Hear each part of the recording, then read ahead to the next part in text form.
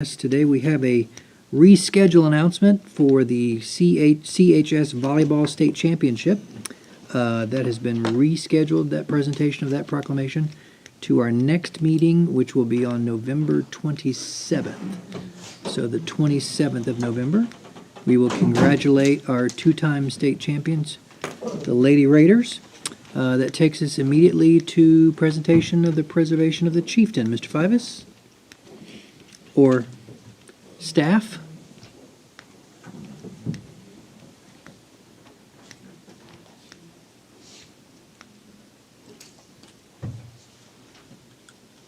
Thank you so much, Mr. Mayor and City Council. We've been working with the museum on the Chieftain, on the preservation of that. They have a powwow coming up in December. We've done some digging, and we have some cost quotes and looking at some options of what we should do in the future. We have Seth come up and do a presentation on what we found and what some options are. Then we can deliberate and figure out where we want to go from here. Thank you, sir. The Chieftain was carved and delivered to the city in 1973. So, of course, we're celebrating 50 years of the Cherokee Chieftain now, and it's moved around the city a little bit during those times. Has been resting there in front of the museum for a while.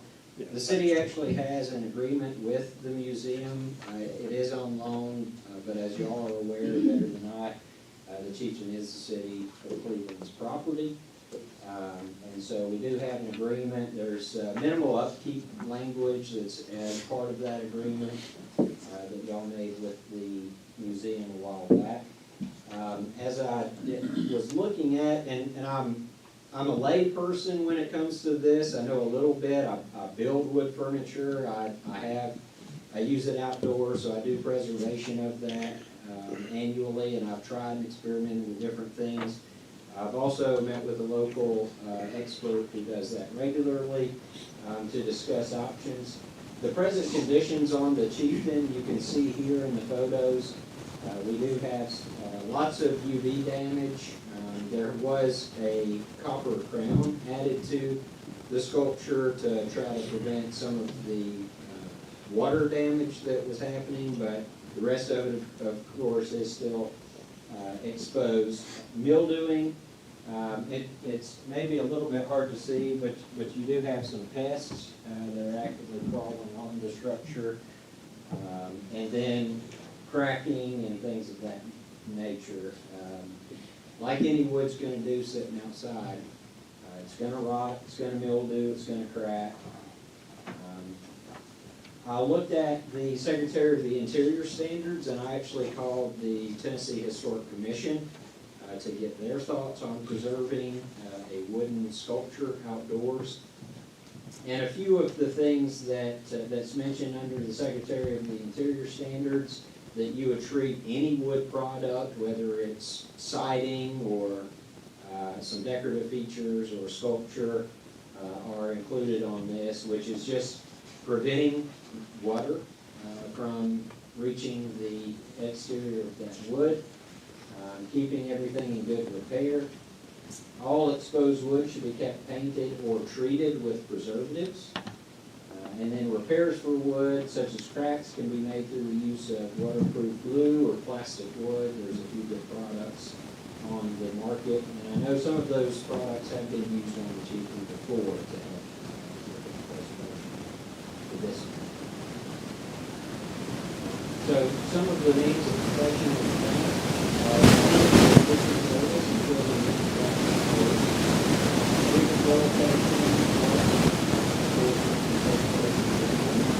we've requested. So typically this time of year, we would be able to do this in the work, but it might be able to. Paint, seal, or varnish, and I'll collaborate on those two options here. Cover or protect the further from the sun around, or to place indoors so that you're having control for paint, seal or varnish.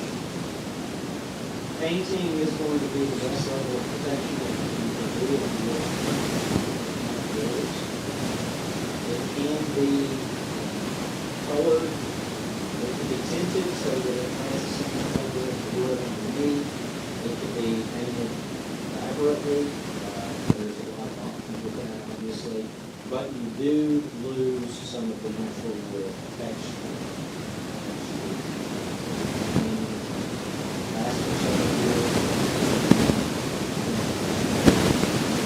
it is awesome.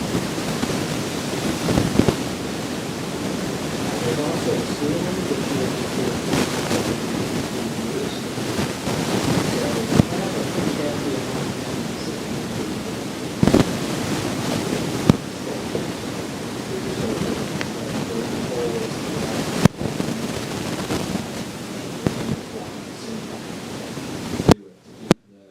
sun's UV rays and the water off of it as best possible.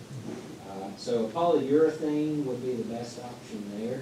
It does maintain the chieftain's natural look, but of course you would have to reapply every 1 to 2 years. And a varnish is similar to the seal, spar urethane.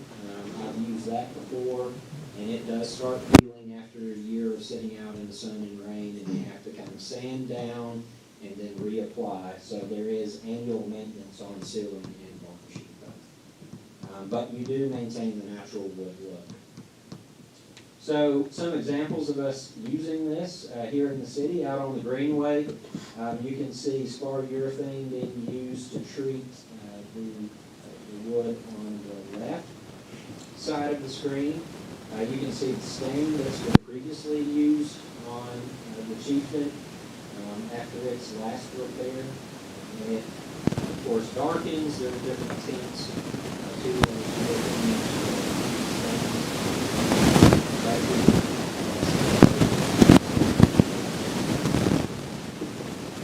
So we looked at those goals and solutions. If we were to look at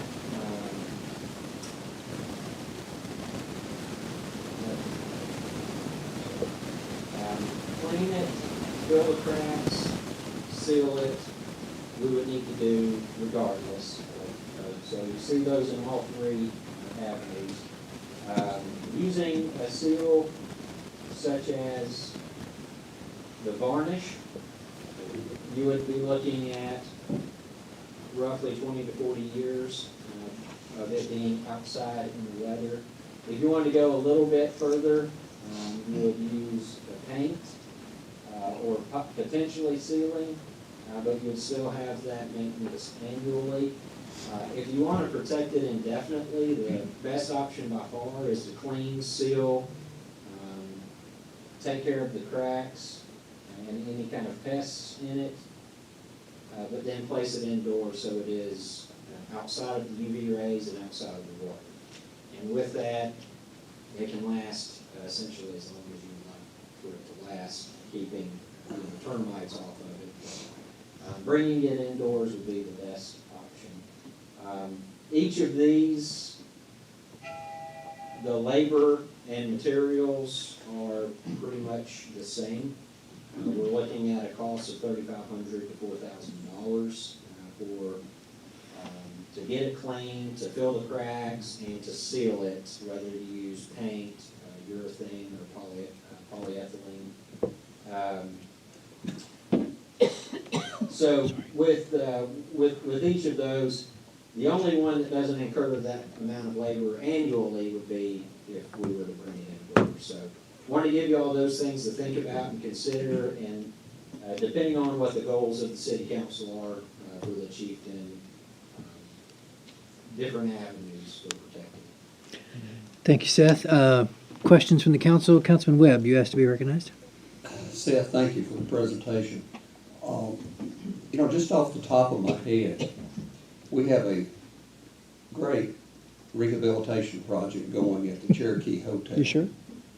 And I just wonder if there's been any thought given into engaging the architect that's working on that now to incorporate that into that project some way. To me, it's very fitting, the Cherokee Chieftain, the Cherokee Hotel, downtown area. I don't know, there may be interest in keeping it at the museum. It's been, what, 3 different places now. But I just wonder if that's something that we ought to consider working with the architect on and joining it up with the Cherokee Hotel work. Just a thought. Yeah, it's a great thought. Any other comments or questions from the council? How tall is the chieftain? The chieftain itself is 12 foot tall. It is sitting on a pedestal that's about 2.5, so it looks 14 Would there be room in the Cherokee? Something that tall? When we were in for the tour this past week, I was kind of eyeballing that, and yes, ma'am, with the roof height in there, especially at the entryway, there is more than enough room for a 12-foot tall sculpture.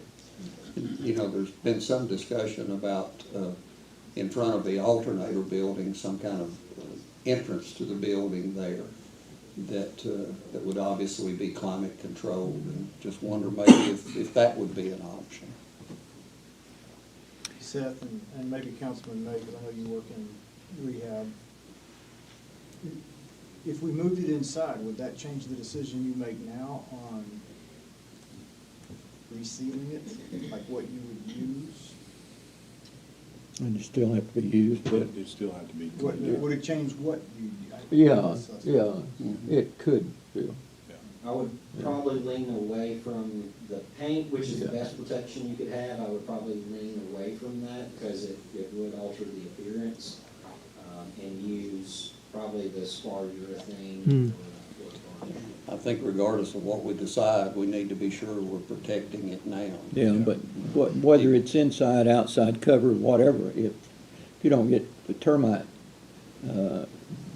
someone monthly, annually, semi-annually that treats the thing and maintains for the bugs and insects, I don't care where it is, it won't survive. That's true. Yeah. Would that be included inside there? Even inside? Yeah, even on the inside, you know, they'll find their way in. Seth, I've got 2 comments, not to sway the council's opinion, but when you showed the slide of the totem pole on the Greenway, when I heard that the chieftain was in need of preservation, I immediately, in my mind, went to that look of that spar polyurethane.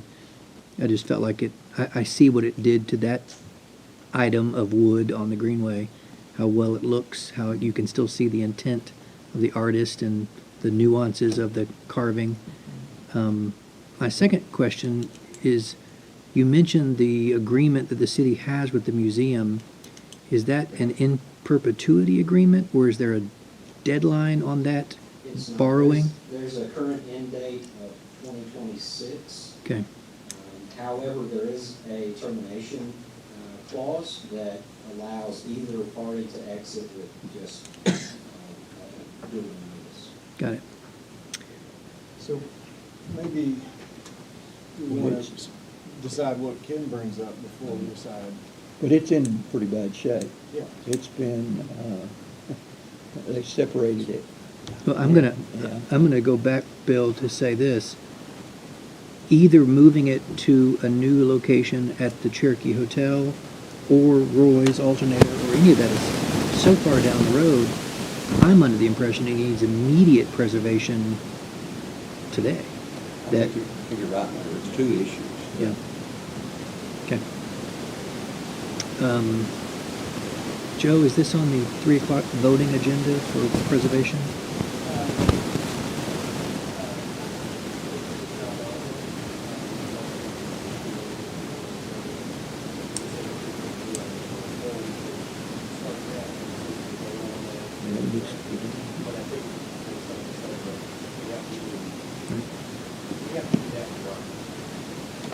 So it does need to be someone needs to add it as a 3 o'clock item agenda, and there does need to be a vote.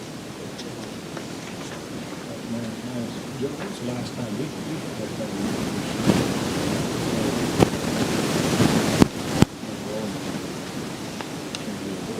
17 or 18. Okay, did we just, what did we do to it? Do you remember?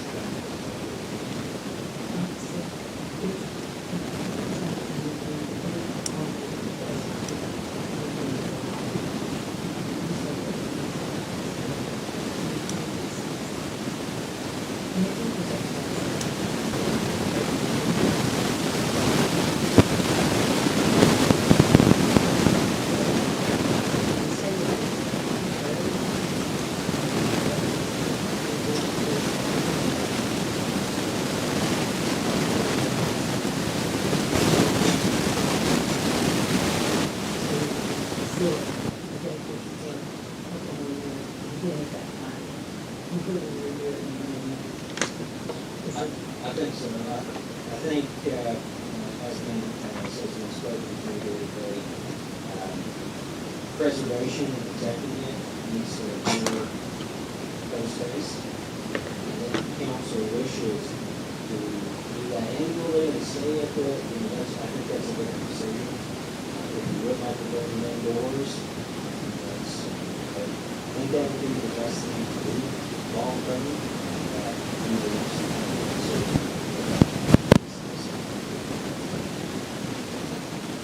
I think for into the 50 years, I think it's important for us that we get another 200 years.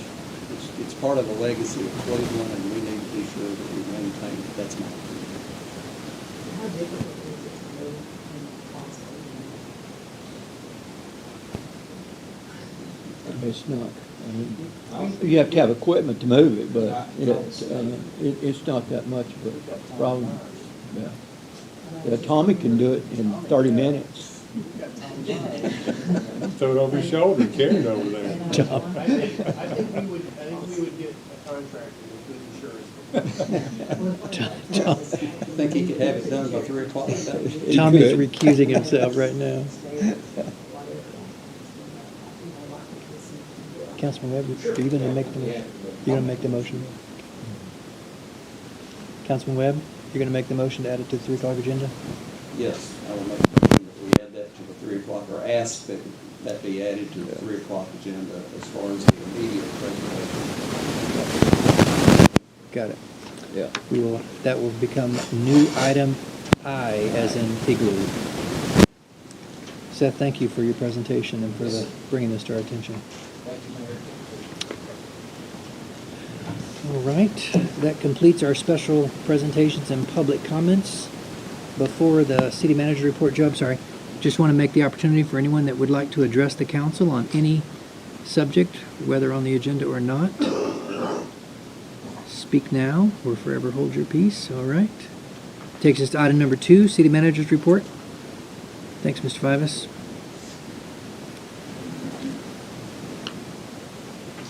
Yes, thank you so much. I want to start off in the interlocal agreement that the city council approved with CU, one of the to provide fiber along the greenway for our camera emergency system. One thing that we considered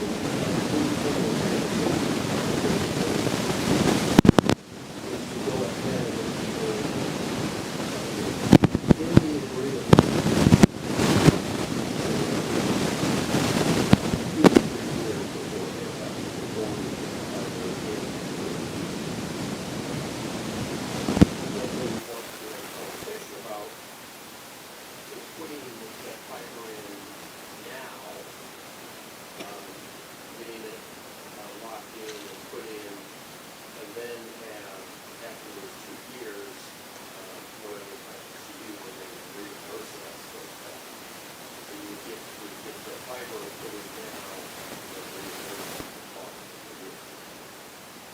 One of the reasons to do that is that it matters when how our system performs.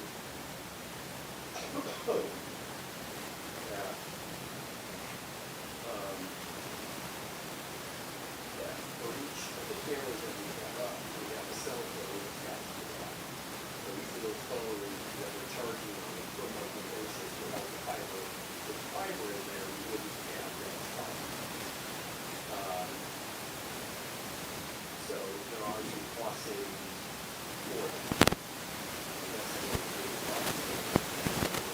Interest or the discussion on moving up that greenway fiber project and then getting reimbursed by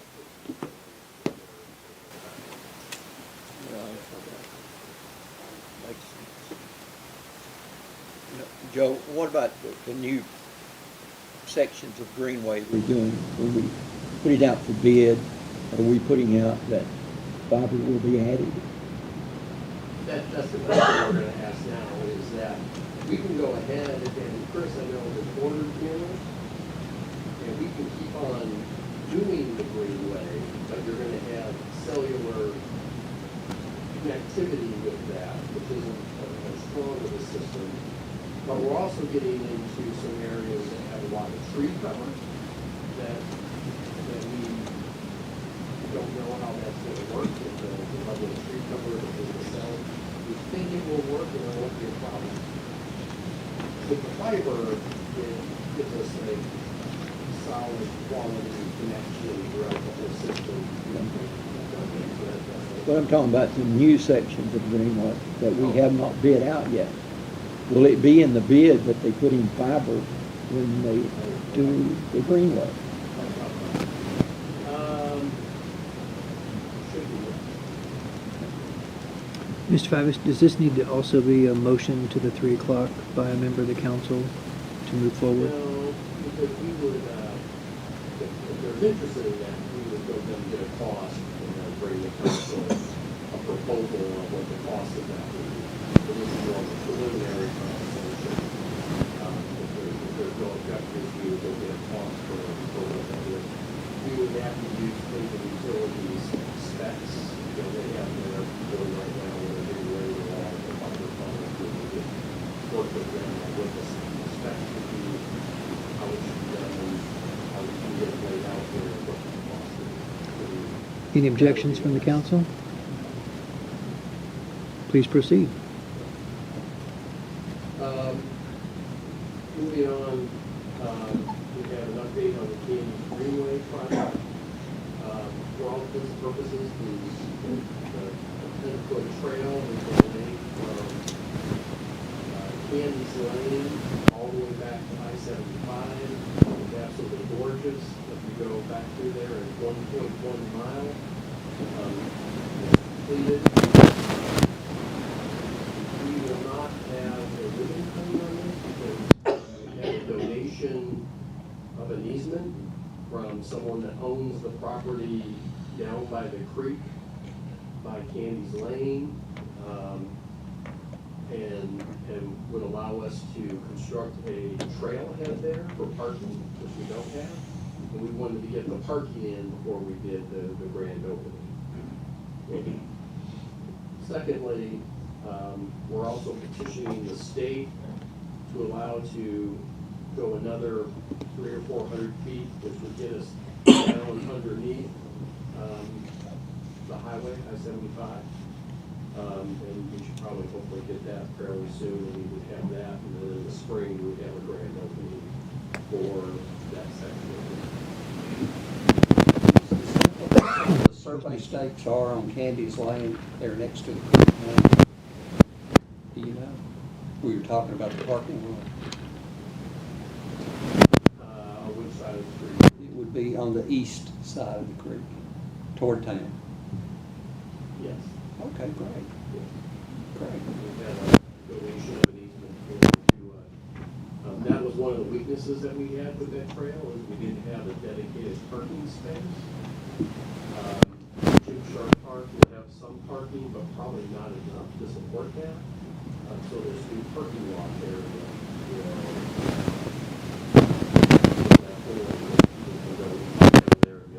Oh, yeah, because that opens up parking for the old pathways on the old golf course also. That's great. So, as a segue to that, we got it done in time.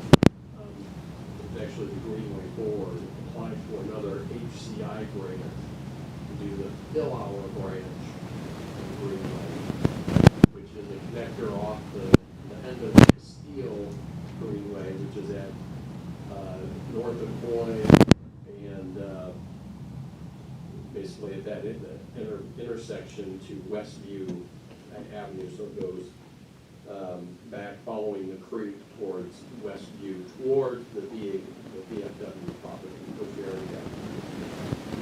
So we're applying for that. There is a private funding. Apply for that. If we get that grant, we can probably do it. Right in the city line. That's great.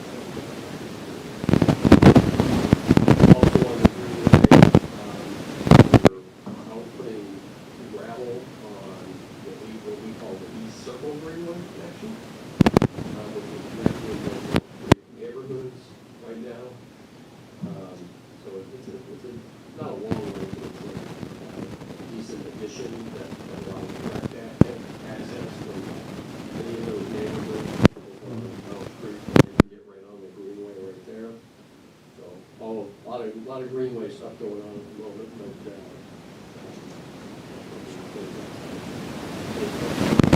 those projects.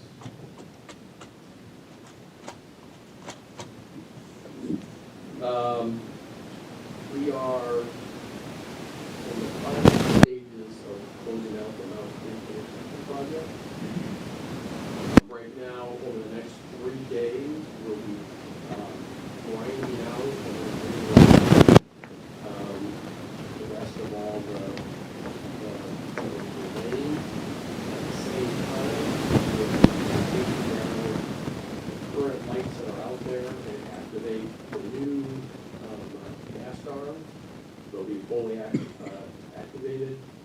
You'll have two left-hand lanes coming off Paul Huff going onto Mouse Creek. On Mouse Creek Lane, you have the slip lane, then you have the lane that goes straight through to continue on Mouse Creek, and then you have two left-hand lanes there, and you've seen the configuration. But all of that will be activated and, from what I'm told, ready to go probably by the end of the week. Everything will be turned on and there. And then we have a Paul Huff paving project that will hopefully come in the spring that will repave that whole area all the way through there. Joe, I have a quick question. The grinding and the repainting, will that allow the barrels that are currently in the turn lanes to come out? Yeah, because right now, the lighting system doesn't account for that extra lane. Got it? That when you take down those lights and you turn on the other ones, there's another light, and then you'll be able to turn on those other lanes. Did I get that right? Yeah. And then the sidewalks in the corners, are those also, you said activated within the next 3 days? That's fast. The sidewalks will not be in, and I'll get you with why that is. Okay. But the intersection, the driving pieces of that will all be completed and will be fully operational. Got it. But the intersection itself, when you grind the pavement down, it'll remain that way until we pave again in the spring. That's correct. So, Joe, one question, you, and I'm glad to hear this, there's two turn lanes turn left on Mouse Creek coming from the interstate, correct? That's right. That's great. And so how much that stacking strength, I mean, how much cars will be stacked in that turn lane? Because I got a question on that part. Yeah, it'll easily double the amount of cars that Double you can amount. get. Yeah, because I was coming through Mouse Creek going to the interstate, and a shortcut is people on that turn lane, it's only one turn lane, it gets backed up and somebody wants to pull out and go towards Hobby Lobby and cut across. I just about T-boned somebody the other day for that, because the way got back, the line got back, and somebody just trying to cut, and that's a cut through a lot of times too, on that part. So, Nancy staff kind of look at that too, to see how we can address that for people coming across that. So, first responders don't have to go out there and cut me from the car or something. Okay. Any questions on Mouse Creek or anything related to that? Moving on to update on Greenway Phase 6 project, which is the Starbucks connector.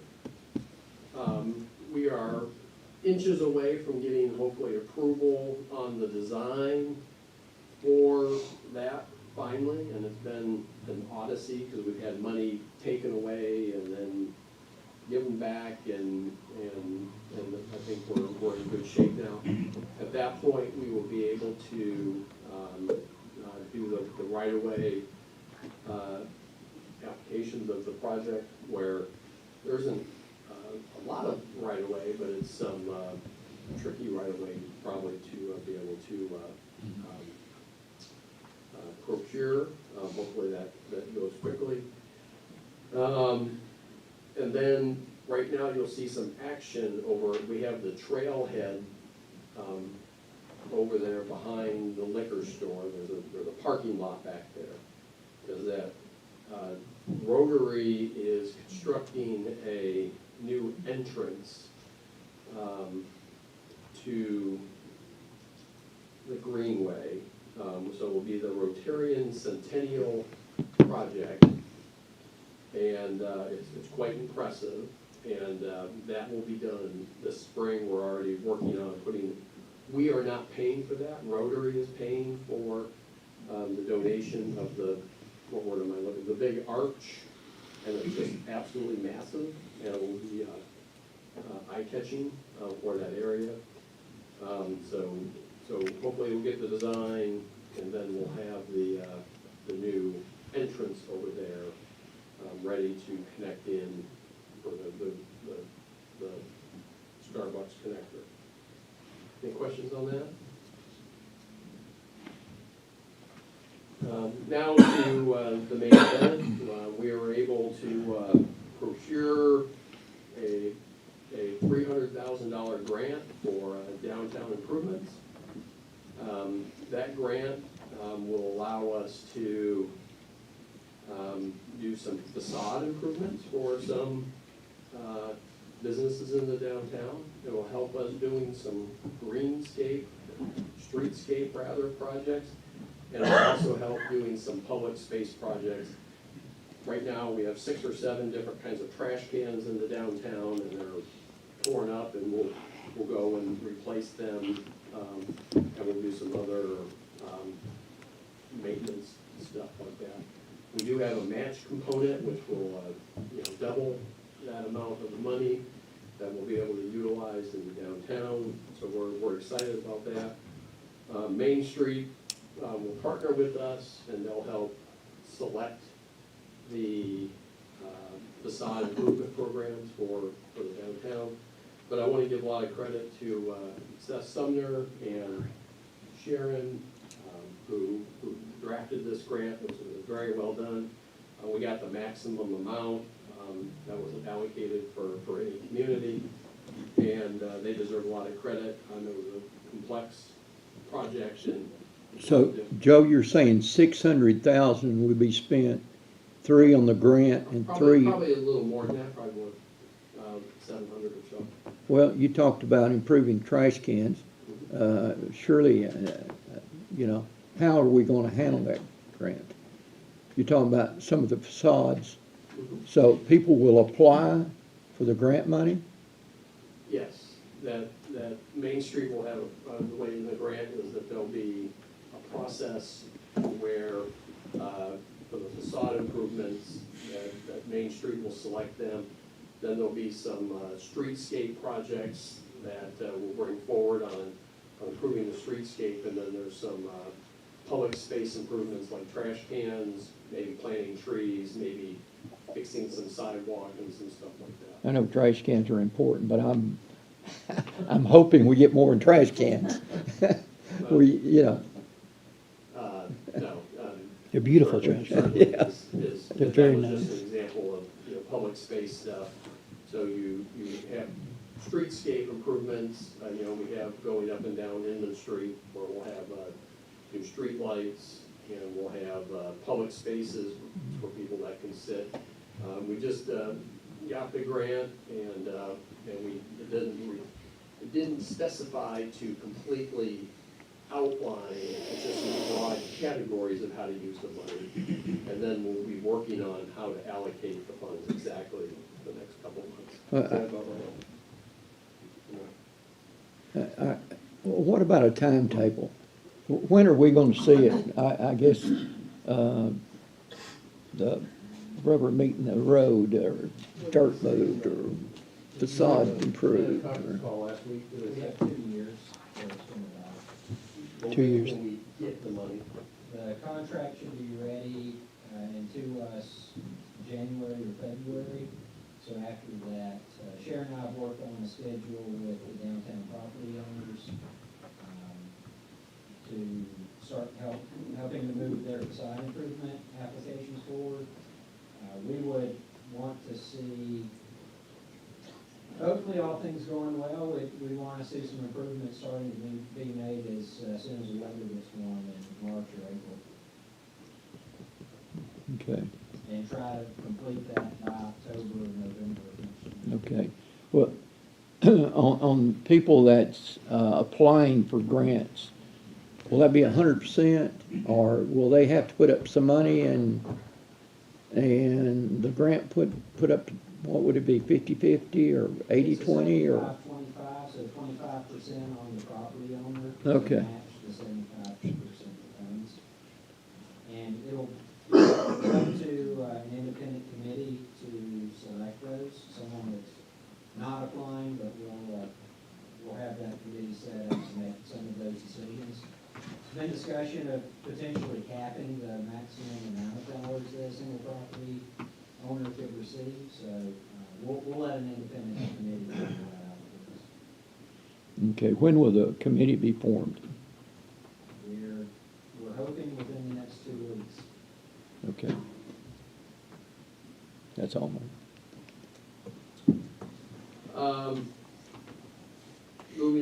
Moving from downtown improvements to the Inman Street streetscape. We've made significant progress. We have a design. We have a contractor ready to move forward. We're working with TDOT on cleaning up all the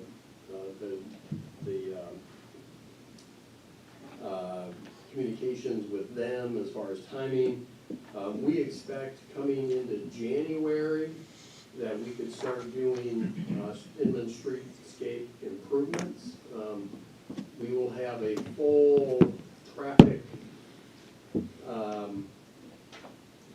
outline of how we're going to handle the traffic during the construction, probably in the next 30 days. And then we'll communicate that by business to business coming up to allow them what impacts that will cause. So we're working on that, but we expect that to start in January and be done before May, and then the state will come in and pay probably in May. Will they do Wildwood Avenue at the same time? I'm getting a number of calls and comments about the condition of Wildwood. On paving? Start the paving, yes. Yeah, that's all one contract with that.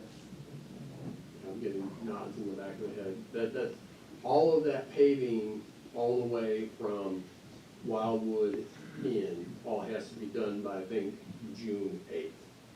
So it should be done, it actually may be done earlier than our project. I noticed there's some work going on 25th Street where it looks like we're filling cracks and so forth in the pavement. Is that in anticipation of 25th Street being paved, or is that just maintenance work? I'm sure it's TDOT that's doing it. Yeah, they haven't communicated with us. Well, sounds like just regular maintenance, cracks in. They've created a little bit of an issue out there with it, just from the standpoint of the drivability of the road. That may be something that wears down smooth over time, I don't know. No, Tom, have you noticed it on 25th Street? Yeah. Well, I also noticed today that they're surveying at Julian and 25th Street. I don't know if that's got something to do with 25th and Ocoee, 25th and Julian Drive, doing surveying. What about the J-turns the state was gonna put in, Joe? Have we heard anything about that, McDonald's and where Cleveland Tills was? I Hold mean, on one second. So they're doing surveying on 25th and Julian. What it looked We'll like, they contact had- the yeah. state and see if that's them. I don't believe that it's us. And then drone work at Ocoee and 25th last week. Yeah. Yeah. So I think that's all related to the Corey 25th Street project. To Mr. Cass's question on the J-turns on 25th Street, from Georgetown Road down to just about where Burger King is.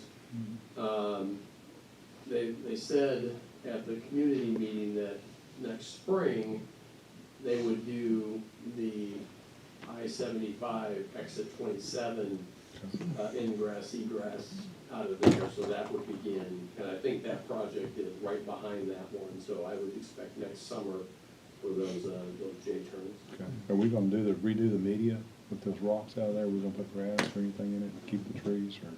The median will be changed. Changed. It's an ongoing conversation with them on how to do that. There are some stormwater issues that underneath there is a stormwater facility, and but a lot of it up, when you go and do the J-turns, it takes some of the J-turns right through a lot of trees and stones, and we're all trying to figure out, well, what will this look like at the end? So we'll get back to you on that. We haven't heard anything in a while. Can I put one other thing up? I've mentioned this before, Joe, real quick, Mayor, if you let me. On Highway 11, in front of Baskin Robbins, where you turn into Cooks, that left-hand lane, turn lane, is it possible to get a left-hand for the state to look at that and see if we get a left-hand turn lane before the bridge to turn left? Because I know there's still a lot of rear ends that fire department reports to there, because people are there and they just come through that stoplight and they're rear end on the left lane, so. We've communicated to that to TDOT in the Okay. past, Okay, but they do have a new regional director, and we'll bring it to the new regional director. if you can share the data, how many times you go out there, I guess, rear ends and that, there's quite a few, from my understanding, from that fire station. What they've told me, they respond in there quite a bit. Yeah, that's good. The TV goes even more. Yeah. Okay. Thank you, Joe. Thank you, Mayor. Can I circle back to Wildwood where we started? This does or does not include Galt Streets? That's a And that separate project. TA project, TA, transportation alternative. Mm-hmm. The Galt Street project, everything's done. The state held on to it a little too long, and they sent it to the federal government. Robert, tell me if I get any of this wrong. They went past their timeline for the NEPA, so now we have to go back and amend the NEPA. So they held on to it and it expired. So we have to do more maneuvers, so we have to do everything's done, all the money there, the rates. So if we have any more.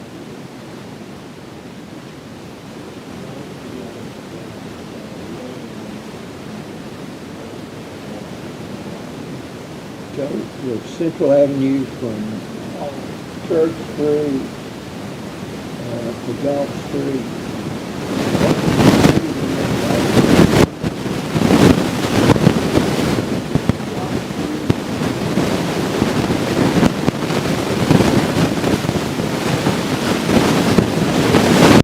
The Gott Street project from the railroad to Gott Street is Kathy Andrews has a project that she's working on, and that is in design.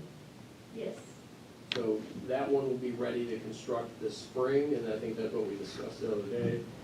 And then we have all the design, and we're ready to go, and we'll probably Central Avenue, because we're starting to lose Central Avenue. Those sidewalk and streetscape projects will also be likely this spring started. So both of them, two separate projects, in Rock Street. So we've on, So you're telling me Central Avenue from Parker Street to Gulf Street will be this spring? Central Avenue from the railroad to Broad Street will start this spring. Okay. Vice Mayor, you had a question? And, well, and I mean, and the reason is that is because we took off the federal designations of that Yeah. because it was slow. So we control that, and we can do that when we want. So all that's gonna be in-house, that section? There will be a contractor for GOT, there'll be a contractor for, I'm talking about money. I'm talking about money, not in-house. I sent the wrong Yeah. message. Yeah. That's local money on that project. local money, so we can do that when we want to, so we don't have to. So is it ready to bid out? We have a design. You have design, we have the money, and we're ready to bid it. This section will be done by Public Works. The bid, we will bid out from the railroad to Gott Street, that will be a bid. No. And then Gott Street will be a bid, and then Inman Street is also contracted out. So you have 3 contracted jobs with in-house doing Central. So you're, You might have asked my answer to my question, but the downtown Didn't answer mine. revitalization, East Inman Street and West Inman, how far east is sidewalk, new sidewalks and streetlights? And there's, I think you don't imagine. No, he didn't. more than just I like will, we have downtown. yeah, the best thing is just to bring the plans, so that we can look at the plans. Yeah. We've already committed to going up all the way to East Street, I believe. And to Inman to East Street? Yes. Okay. Yes. New sidewalks, all of that's part of it. The tricky part from the traffic standpoint is in the downtown. That's much more complicated. When you get out to the other side of the bridge, it's easier because you can just close down a lane and you can do your streetscape and you have more road to deal with. So we're focusing right now on just getting from Broad to Edwards, that focused and done, and then after that, then we'll focus on taking it out to East Street as far as the streetscape. Joe, I'm having a little problem about my section that I'm talking about. It's not in my district, it's in Bill's, but, from Church Street to Galt Street on Central Avenue, is that gonna be done Public Works? So the tracks is Public Works. Is there not an advantage to getting a contractor and getting it done and over with, so we don't have 3 sections torn up at different times? You just bite the bullet and do it. However you guys want to do it. That, the GOT will have to be a separate bid. Okay. Kathy's will have to be a separate bid because it's separate federal money. This project, you could bid separately if you chose. Does anybody else see the merit in bidding it and letting a I contractor do. do it? We've talked about that for years, and it's kinda like sidewalks, so. Seventeenth Street. Did you bid it separate? Put it all one bid together? It's been a long time, but. Well, it- What timeframes? The money's separate. Is that not right? Yeah. Central Avenue has not been paved, I don't know how long. And the sidewalks, it's probably the same sidewalks I walked on when I was a kid on Central Avenue. So anything eastward is way overdue. And that's why we're saying we'll do it this spring. Yeah. I guess what I'm thinking is every time we put a project like that on Public Works, that takes people away from smaller repair and maintenance jobs that we have in the city, and they're growing when you look at citywide on that. And would there not be an advantage on some of these larger construction projects to have a contractor do them, get in and out and do it? It'll just cost 3 or 4 times more, that's the only downside. Well, I think we're beginning to pay the price, traffic-wise, road condition-wise, sidewalk-wise, for not making those kind of expenditures and getting the projects done. Separate money, so to give us a little time.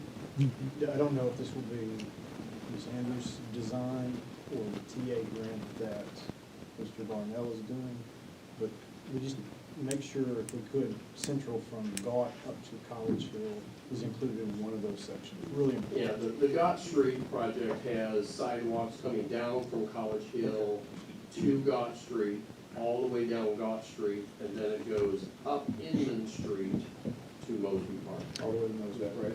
I'm gonna circle back to Councilman Webb. Did you want that to be applied to new business this afternoon as a new motion to discuss Sure. the bid project for what I understood was Central Avenue? I wouldn't like to limit it just to that project, but just have a general discussion about how we handle some of these larger projects going forward, whether we try to do them in-house, and if we're doing them in-house, there's something else Tommy can't go do.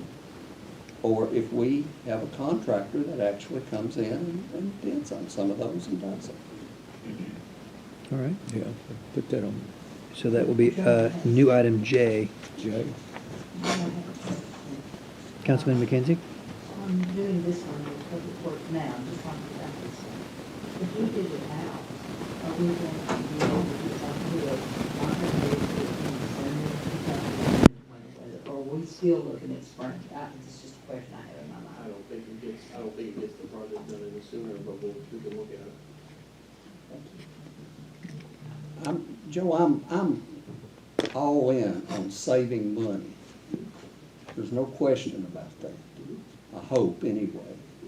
But sometimes I think there's just a lot of merit in going ahead and getting some projects done from the standpoint of the citizens using the roads or using the sidewalks or the greenways, and not keep pushing things off into the future. And I would second that, Councilman Webb, And we with, do have 3 that are being contracted. So Excuse me? There are 4 projects and 3 of them are being contracted. Well, if 3 out of the 4 are, we might as well do 4 out of 4.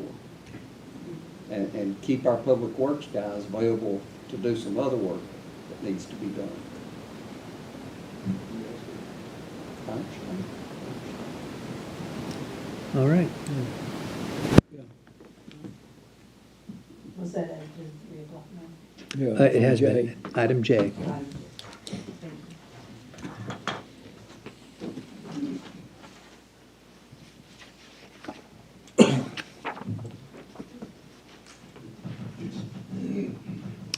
Mr. Fivas, that would take us to what looks like the review of the 3 o'clock agenda. 3 o'clock agenda is several public hearings. Public hearing A, the request to hear public comments, request from Big Buck Construction for consideration of ordinance to zone .52 acres, property located on King Street from CH to R2. It was approved by the Planning Commission 7-0. The public hearings to hear public comments request Joan Darnell to zone .52 acres of property from Old Chattanooga Pike to IL to R2. That was approved by the Planning Commission 7-0. Public comments concerning a request from Dwayne Goff for consideration of plan of service, a resolution to annex an ordinance to zone 1.33 acres located on Tennessee Nursery Road to R1 Single Family Residential. That was approved 7-0 by the Planning Commission. You have a public hearing to hear public comments concerning the request by Bancroft Development for the consideration of plan of service, resolution to annex an ordinance to zone about 2.16 acres located on Georgetown Road to CH. That was approved 7-0. On the consent agenda, we have a number of things that were approved at the last meeting.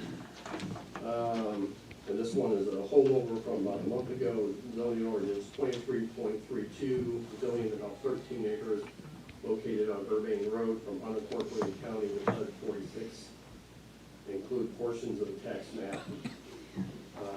Final passage of ordinance 23-44, amending the Cleveland Municipal Code chapter relating to sewer and sewage disposal.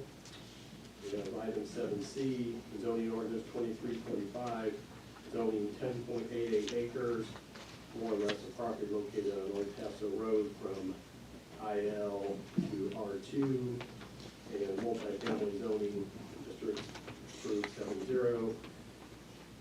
7D, ordinance 23-46, amending the Cleveland Municipal Code from chapter 13, title 14, land and zone controls for regulations of short-term rentals. Item E is zoning 23-48, zoning 0.31 acres on Bible Street, from IH to R2, approved by the planning commission 7-0. We have final passage of zoning ordinance 23-49, zoning 8.7 acres, located North Lee from R2 to CH. We have 7G, zoning ordinance 2350, zoning about 28 acres more or less on property on Legacy Parkway from unincorporated county to HUD 47. Approved by the planning commission 7-0. You have final passage of zoning 2.25 acres on Legacy Parkway from FAR to R2. Planning commission approved 7-0. Final passage ordinance 2352, amending Title 9, Chapter 8 of the Municipal Code, pertaining to nightclubs. They add new section 9-804, unauthorized nightclub operations.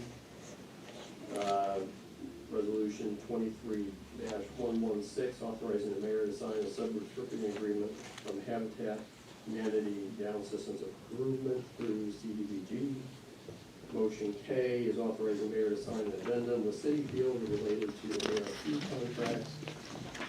Item L is approval of the MOU with Bradley County Sheriff's Office related to violent crime intervention grant. CPD and Bradley County both went in to get a grant for $2 million from the state. We had to do it multi-jurisdictional. This is a way for us to purchase the cars and then to get them to the Bradley County Sheriff's Office.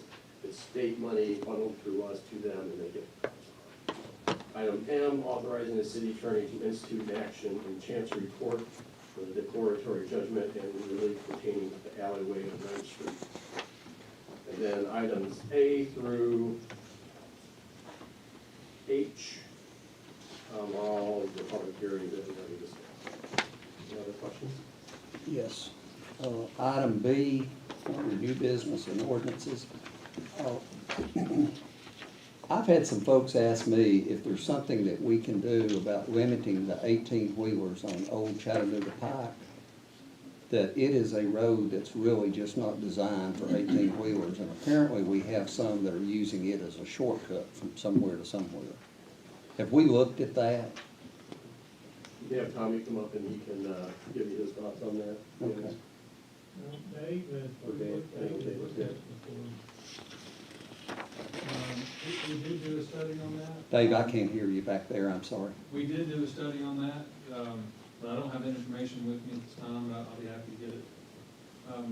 We received those same complaints from a subdivision midway down Old Chattanooga. I just don't have the results with me at this time. So I assume this zoning ordinance would allow an apartment house on Old Chattanooga Pike somewhere. I think what it was is what we determined,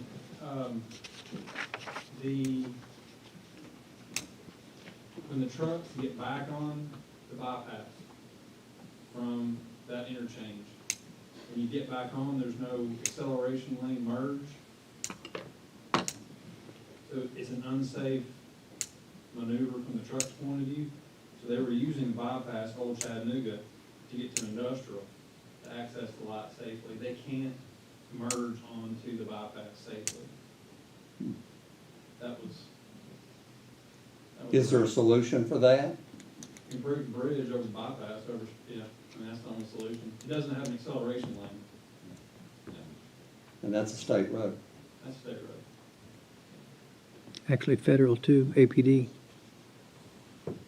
I know where you're talking about, that acceleration lane. It doesn't exist. So they, yeah, the trucks just have to come to a complete stop. Yeah. And they're not going to do that. Well, I wouldn't either. But that's the reason. I just have a concern about putting more traffic on Old Chattanooga Pike with that being an issue with the 18-wheelers. Agreed. Something to think about, that's. Mr. Shealy, is there room, if we petitioned our state delegation, is there room on that bridge No, for improvement? no. It's not wide enough. That's not an easy fix. I guess, can we ask the state to look at it, or federal, or start the Could we at least process? ask the state to look at it? I don't know what it might accomplish, I but don't, but you gotta start someday. that's right. Yeah. And I think we owe it to the folks that are on Old Chattanooga Pike. Oh, I agree. It's a bad situation. I know what you're talking about.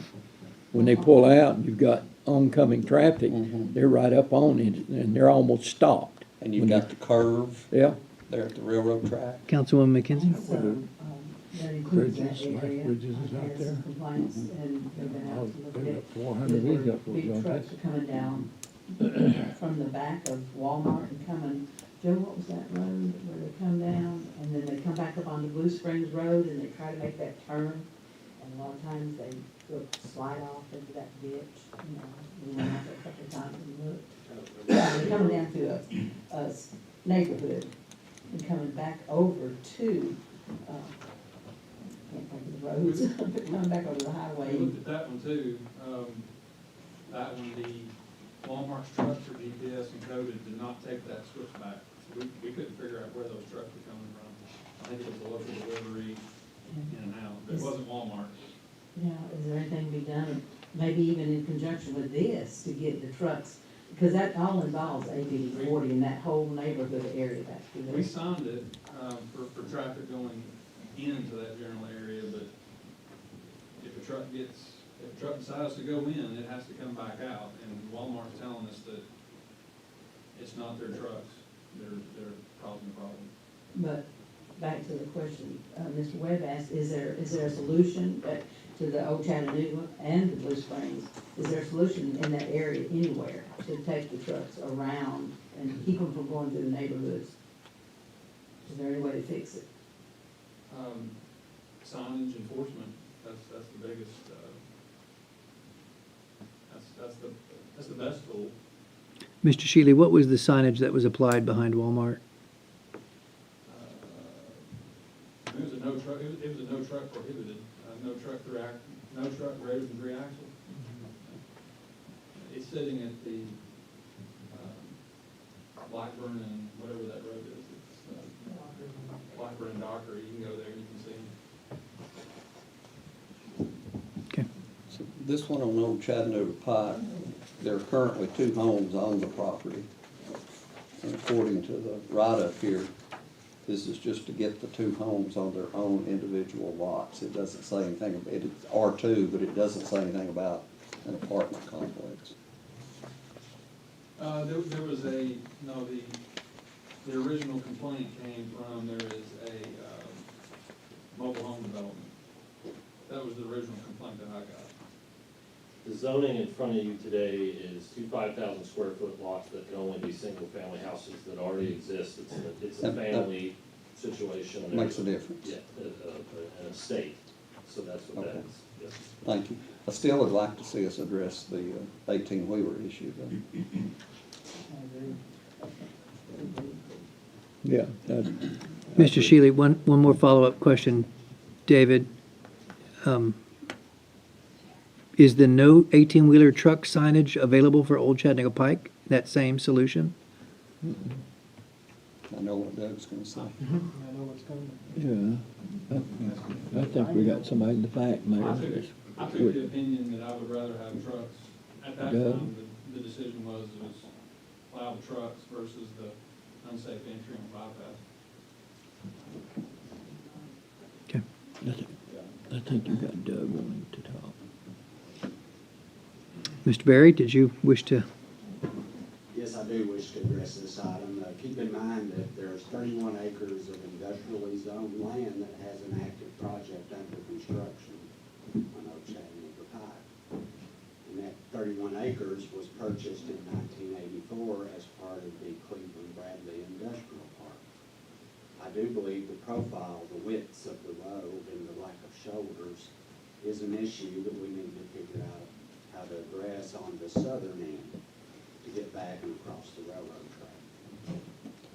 So you're saying the possibility of limiting them on the northern end might be a solution?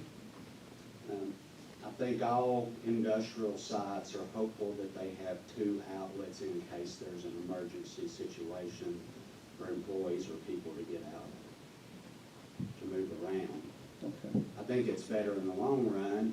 It's another project need is to look at how we can widen and improve the profile on those Chattanooga Pike. And the 31-acre owners, which is Wind River Tiny Homes, or Wind River Custom Homes, we've had active conversations about making sure you leave enough buffer between your buildings and functional areas and the roadway so that we can hopefully improve along that edge and improve that profile.